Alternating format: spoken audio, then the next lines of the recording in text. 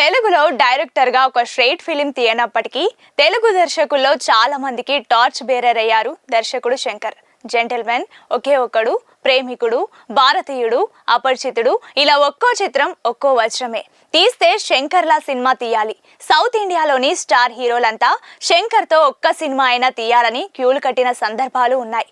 ప్రతి నటుడికి శంకర్ దర్శకత్వంలో పనిచేయాలన్నది కళ.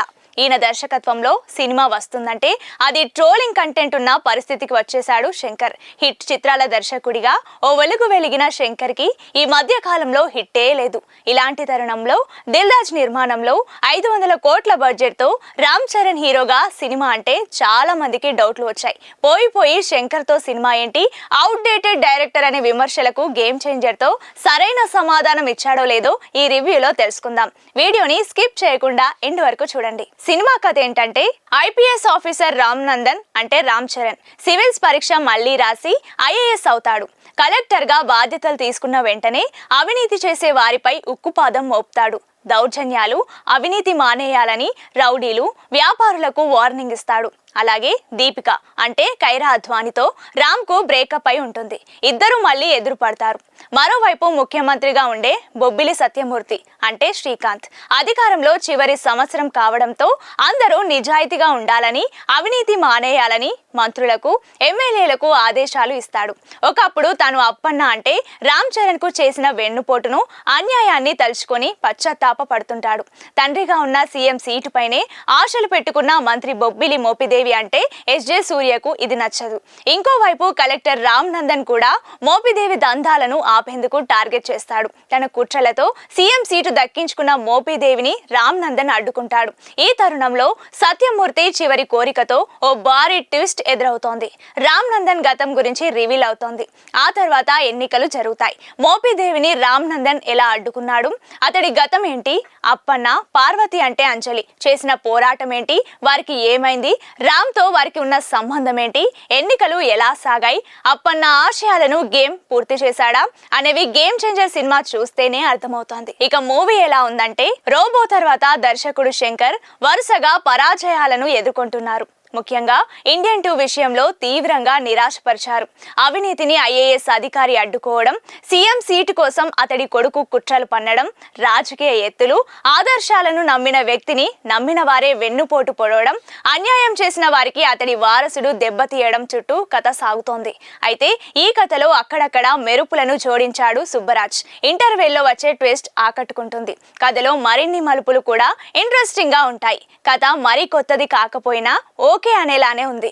ఈ సినిమా కథనాన్ని రొటీన్ గానే మొదలు పెట్టారు దర్శకుడు శంకర్. కాస్త పొలిటికల్ యాంగిల్ పరిచయం చేసి రామ్ నందన్ ను చూపించేశారు. ఇంట్రొడక్షన్ సీన్ లో రౌడీలను రామ్ ఉతకారేస్తారు. పంచె కట్టుకొని హీరో చేసే ఈ యాక్షన్ సీక్వెన్స్ అలరిస్తోంది. అభిమానులతో విజిల్స్ వేయించేలా ఉంటుంది.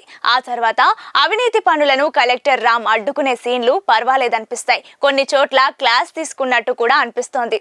ఎలివేషన్లు అక్కడక్కడ హుషారు తీసుకొస్తాయి. లవ్ ట్రాక్ ను శంకర్ ఆకట్టుకునేలా నడపలేకపోయారు. మొత్తంగా ఫస్ట్ హాఫ్ తో పోలిస్తే సెకండ్ హాఫ్ మెరుగ్గా అనిపిస్తోంది. ఇక ప్లస్ పాయింట్స్ ఏంటంటే, సినిమా విషయంలో శంకర్ చెప్పినంటే ఆడియన్స్ ను అటు ఇటు చూడకుండా ఆద్యంతం తెరవైపే చూసే సాలిడ్ మాస్ ఎలిమెంట్స్ తో, క్రేజీ స్క్రీన్ ప్లే తో సినిమా పరుగులు పెడుతోంది. అలాగే సినిమాలో ఎలివేషన్స్ గానీ కొన్ని ట్విస్ట్ బాగా ఎగ్జైట్ చేస్తాయి.